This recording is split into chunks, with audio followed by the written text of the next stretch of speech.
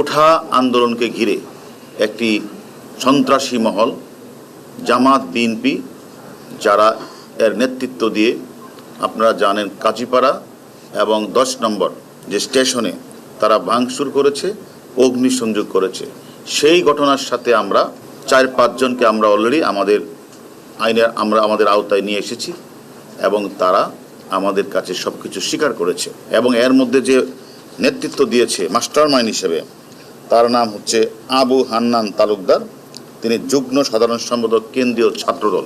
তাকে আমরা গ্রেপ্তার করার পরে তিনি নিজেই বলেছেন মিরপুরে 10 নম্বরে ছিল এবং তার যে 2 নেতা এবং তার যে ঊর্ধ্বতন যে নেতৃবৃন্দ রয়েছে, সুলতান সালাউদ্দিন টুকু, সাইফুল ইসলাম নীরব, এবং এদের প্রেরণায় সহযোগিতায় এদের কাছ থেকে তারা এগুলি নিয়ে তারা এই জায়গাগুলিতে তারা আগুন লাগিয়েছে।